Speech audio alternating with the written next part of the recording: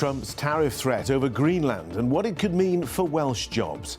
As the president proposes a trade war, what next for the Welsh companies that rely on the US export market? Trying to get answers, the customers fearing they'll be left out of pocket after a green energy company goes bust. Desperate for news after the violence and bloodshed in Iran, we speak to the families longing to hear from loved ones. And with record numbers of pubs closing, we meet Wales' youngest landlord trying to buck the trend.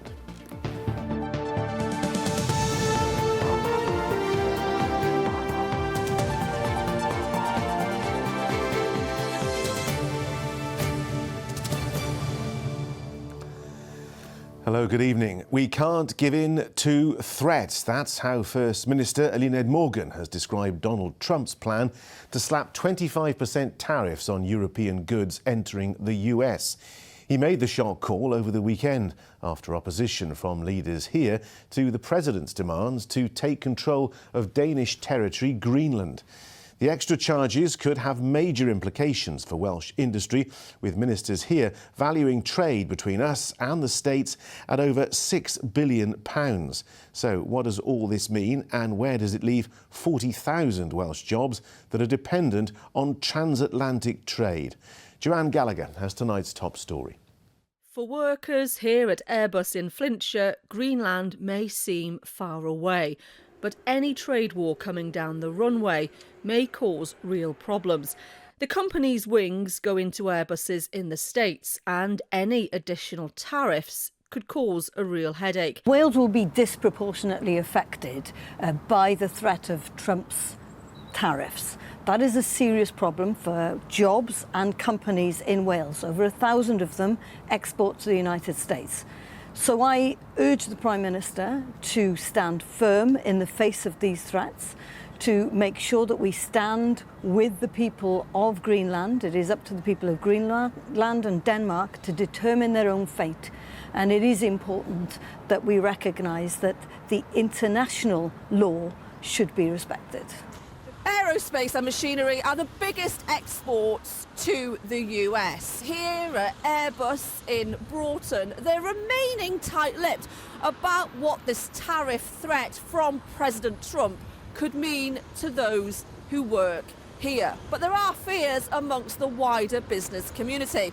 The Confederation of Business Industry has said that this tariff wouldn't help anyone, and it could impact the future relationship between the two countries. It's a warning the UK's Prime Minister agrees with.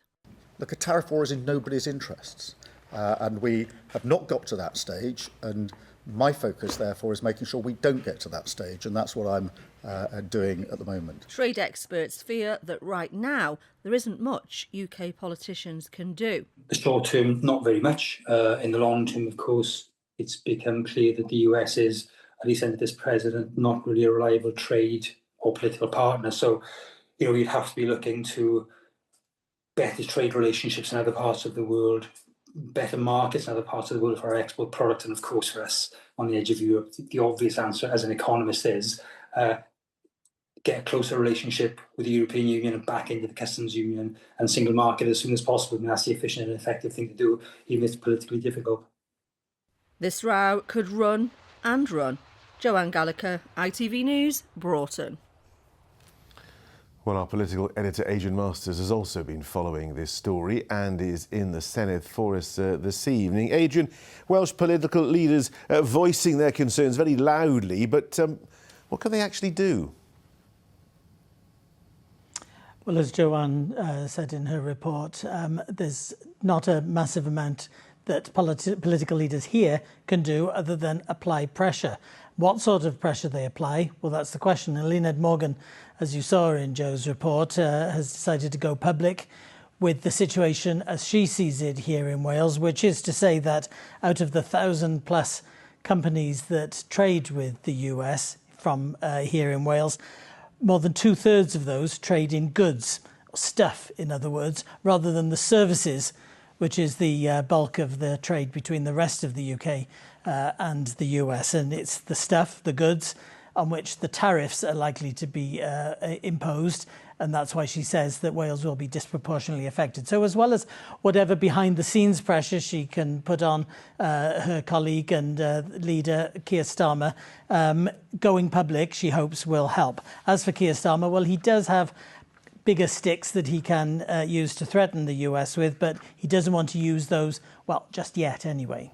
And is there widespread political support for Keir Starmer's stance on this? Up to a point. Political opponents think that he's right to say that it's unacceptable. The Conservatives, for instance, back him, saying that President Trump is completely wrong.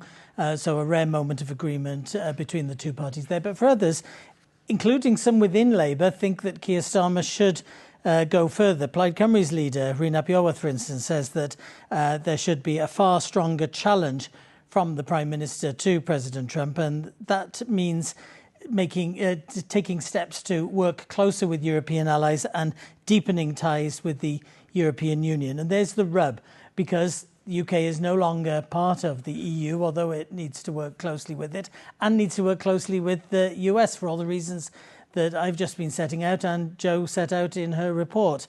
So the Prime Minister and the UK needs to look in two directions, both to the EU and the US, and that's becoming increasingly difficult. It may seem like that's a distant foreign policy problem, but it's not. It's something that will affect directly Welsh jobs, Welsh businesses. OK. Adrian in the Senate, thanks very much indeed. And you can get more political analysis like you just heard from Adrian and all our reporters on the big stories in our Substack newsletter. It lands in your inbox every Saturday morning, and here's how to sign up. Just scan the QR code on your screen now, where you can sign up on Substack. You only have to do it once, and after that we'll automatically email you our weekly newsletter, where you can get more analysis and insight from our reporters on the biggest stories around Wales. It's completely free to sign up, and you can read it on your phone and tablet too. Just scan the QR code to sign up, or if you're already on Substack, just search ITV Wales. A coroner has ruled that Welsh Labour politician Hefin David took his own life. The 47-year-old was the Senedd member for Caerphilly and was found dead at his home in August last year. At the time, the First Minister led tributes describing him as an outstanding politician, especially on behalf of his constituents. Customers of an energy efficiency company that's gone into administration say they're concerned about who will fix ongoing problems with the work. Consumer Energy Solutions ceased trading last week with hundreds of jobs lost. But some customers are now asking where it leaves them. Ian Lang takes up the story. Dee Edwards in the bedroom she won't sleep in after a green dream turned into a nightmare. I have not slept in my bed for over a year. I sleep on my sofa because the air source fan pump is just whirring all night long. The solar panels rattle every time there's the slightest bit of wind. It feels like something's going to fall apart. It's just one of a catalogue of issues she says she's been left with after she took up an offer from Consumer Energy Solutions to make her home in Cwmaglaw near Carnarvon energy efficient.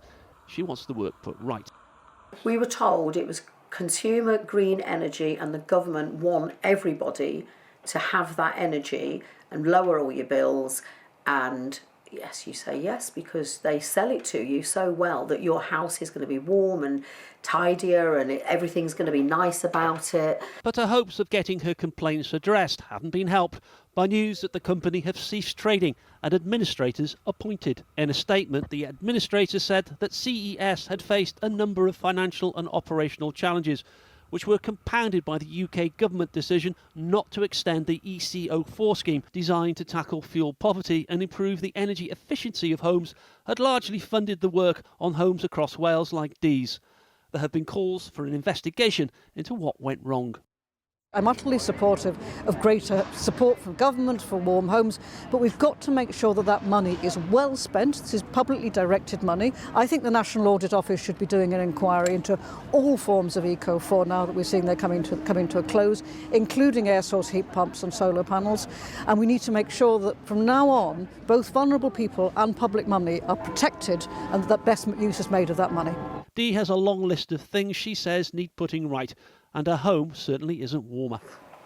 I've gone beyond angry. I've got to a point where some part of you just thinks, just let it go. But you can't, because there's so many things going wrong. The winter was absolute hell. And when we had snow recently, you can't get warm. I just think the whole thing is an absolute disgrace, and something has to give. I don't know what we can do, but I'm not going to let it go. For Dee, it is an ongoing nightmare with no end in sight, and certainly a long way from the warm and energy-efficient home she'd hoped for. Ian Lang, ITV News, Cwmaglaw. A trusted and well-liked prisoner. That's how Ryan Harding was described at an inquest into his death. He died at Park Prison near Bridgend back in 2023, with one ex-member of staff telling the court he submitted several reports of drug use. From Pontypridd, Gwennan Campbell has the latest. Ryan Harding was today described as a lovable character, a wonderful man and a gentle soul. But back in January 2023, the 26-year-old died at Park Prison in Bridgend just a few months before he was due to be released from a suspected spice overdose. Today at Pontypridd Coroner's Court, an inquest opened into his death, with a provisional cause given as a sudden death in a man with epilepsy and a thyroid condition. He had been exposed to the opioid pronitazine and the synthetic cannabinoid drug, more commonly known as spice. Ryan was described as a very trusted, well-liked prisoner who worked in the wing as a cleaner. His GP, Dr. Manel, told the court that his time as Park was quite uneventful, with his epilepsy stable and under control. But the court heard of one concerning incident that happened a month before his death back in December 2022, which was an alleged assault on Ryan Harding, resulting in him ending up in hospital with a broken nose. Now, since 2024, there have been 17 recorded deaths at Park Prison, with at least 5 believed to be drug-related. One ex-member of staff told the court today that he submitted several reports around the use of drugs at Park Prison and recorded smelling spice and cannabis at the prison on several occasions. Dr. Manel told the court that there was no evidence of Ryan Harding using drugs during his time at the prison. The inquest continues and is expected to last 2 weeks. Gwennan Campbell, ITV News at Pontypridd Coroner's Court. Still to come, Des will have the latest weather forecast. And we meet the youngest pub landlord in Wales, who's taking on the challenge of running one of our oldest establishments.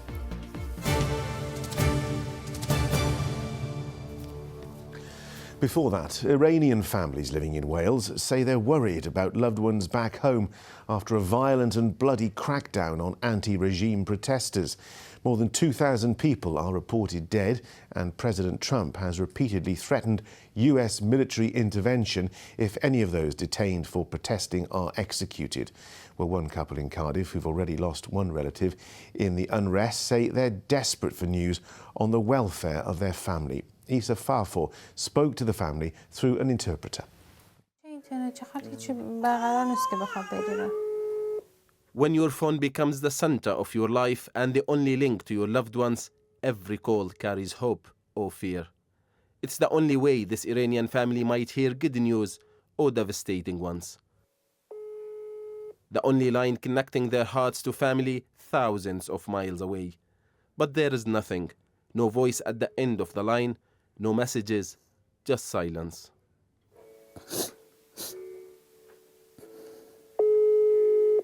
I haven't been able to be in contact with my family, especially since the internet has been cut off for over a week, and I have no information about my family at the moment. When sad music is played, it usually marks a time of mourning. Since the unrest began in Iran, this family hasn't been able to touch their instruments. But today, their pain became too much to hold inside. For Diego and his family, the loss is already real. His cousin was just 17 years old, his life brutally cut short. They are sad, angry, but also scared. And he was hit directly in the heart, and as he fell on the floor, they hit him in the face with the butt of a rifle and completely destroyed his face, so he was unidentifiable. And his other friends are now still in a coma, and we don't know how they're doing. And this is just one story out of thousands of stories of Iranians right now. Outside the Welsh Parliament and across the UK, voices of protest echo thousands of miles from home. For Iranians living in Wales, these demonstrations are about more than politics, they are about family. I haven't heard from them until this morning, and thankfully I've heard through people that they are okay, but that's all that I've heard. Many of my friends have heard that their entire friendship groups have been killed. Millions of people in Iran are fighting for freedom. Images coming out of Iran show the scale of demonstrations and the dangers people face after weeks of anti-government protest and a brutal crackdown by the Iranian regime. Human rights groups say security forces have responded with arrests, violence and severe restrictions on communication. Iranians say it's vital the world sees these pictures and remembers that behind the headlines are real people and real families. When we watch the news from here and we can see how many young people are being killed in Iran, we are burning with them right here. All I can do most days is get through the day and cry, and I know that the situation there is really awful right now, and I feel very helpless.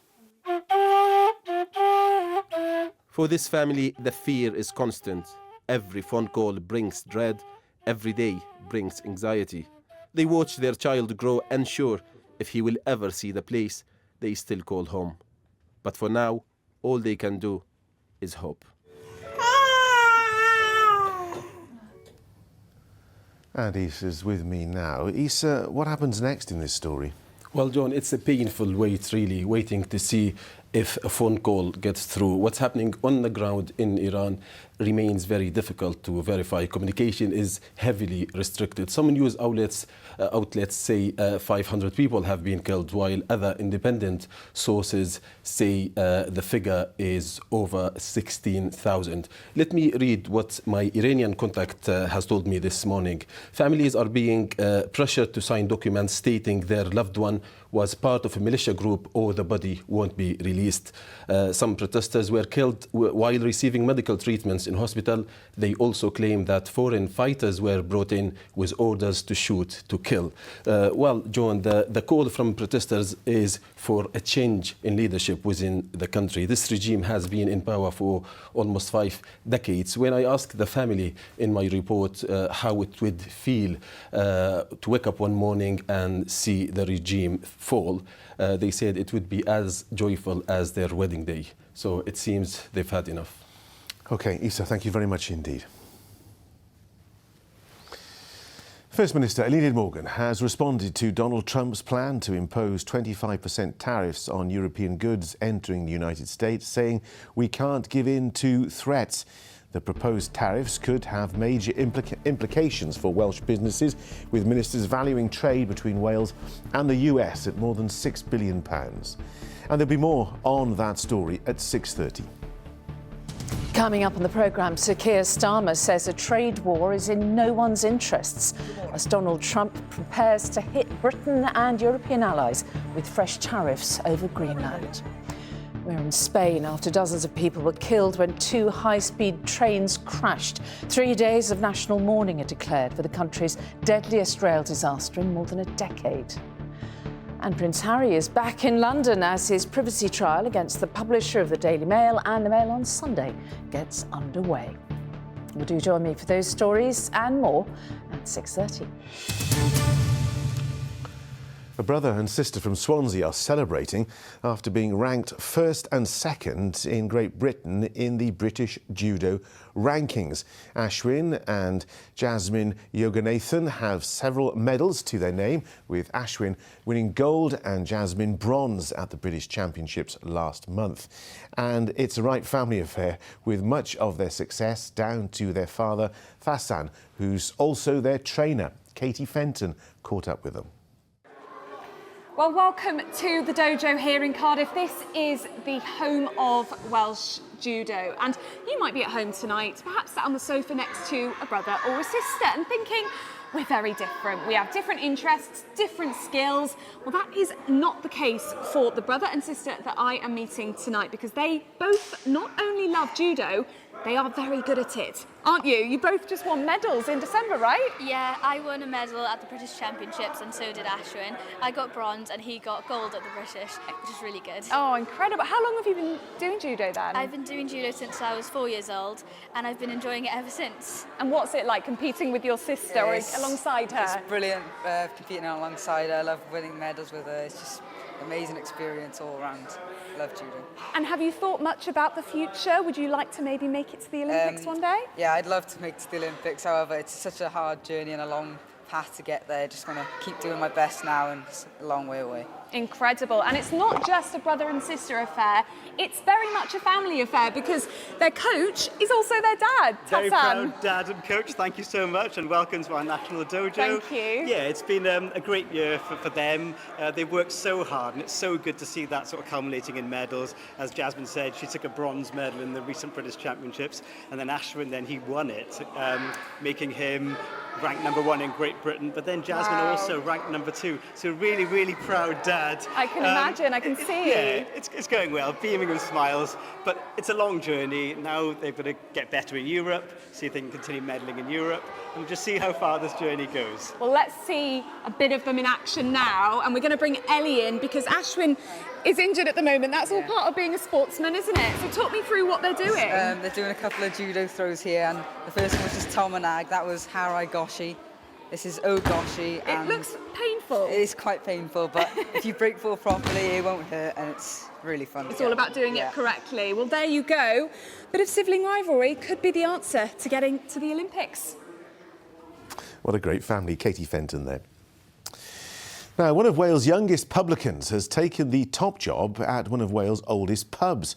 20-year-old Osian Phillips became the landlord of the Beaufort Arms last month. The Gower pub served its first drink a remarkable 566 years ago in 1460. But with estimates, one pub closes its doors for good in Wales every week. Can Osian keep the tradition of a pub being at the heart of the village life in Kittle alive? Our Swansea correspondent Dean Thomas Welch has been to meet him. It's all hands to the pump for pub landlord Osian Phillips. At 20 years of age, he's one of Wales's youngest publicans. And if you thought that wasn't enough pressure, he's just taken over one of Wales's oldest pubs, the Beaufort Arms in Kittle on Gower. Well, I finished college. I did my A-levels in Gower College and I finished off, and I didn't really want to continue the educational route of going into university or pushing down that path because I really wasn't sure what I wanted to do. So I thought I'd try and get a job in my local pub, which was the Dunvant. I really enjoyed it. I worked my way up in there. I met loads of people, and it's something that I really enjoyed doing, was going in, chatting with people, pouring the pints. It was just a good atmosphere to work in. So following on from that, after working my way up, I wanted to try something myself, go and try my luck really and see what I could do myself. The Beaufort Arms was first established way back in 1460, some 566 years ago. In contrast, Osian was born in 2005. Cheers. Dry January. Well, the Beaufort Arms has served the community of Kittle for over 5 centuries, but running and owning a pub today is a lot more difficult than it was all those years ago, with 2026 forecast to be another difficult year for the hospitality sector in Wales. Figures show that last year, one pub a day in England and Wales closed for good. This year it's predicted 540 pubs are at risk of closure, which could see 15,000 jobs lost from the pub trade. Ossian is determined that the Beaufort Arms will not be one of the pubs affected. Since his arrival last month, he's been a hit with the locals, increasing footfall into the pub. Very good. He's obviously very committed to getting the community involved in the pub, which is what we really wanted. The village really needed more than anything. And he's doing a good job. Doing really good, I think. It's hard. Managing pub will be, with Christmas and coming in at the kind of the hardest time, because it's been Christmas and then Jan. But he's doing grand, I think. Ossian Phillips is proof that the spirit of the great Welsh local is still very much alive.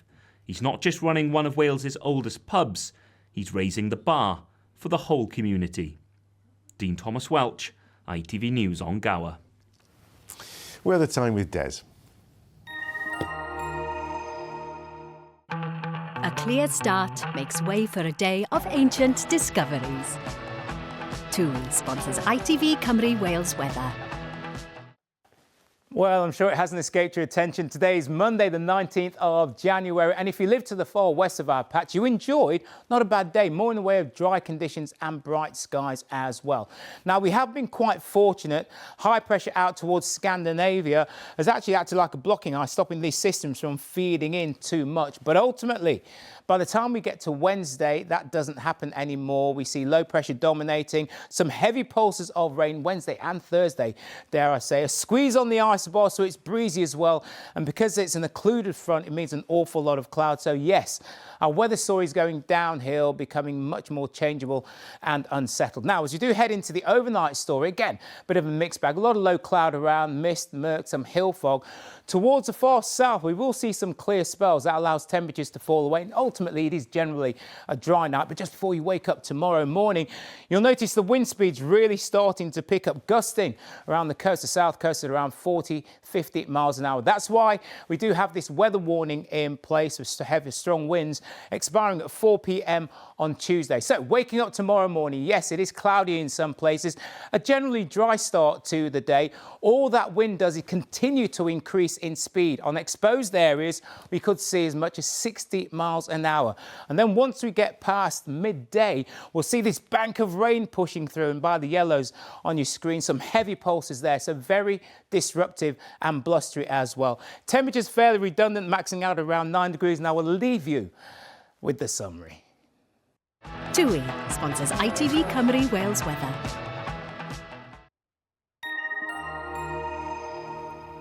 Richard will be back with the late update. That's after the ITV News at 10. But until then, from all of us on the programme, thanks for watching.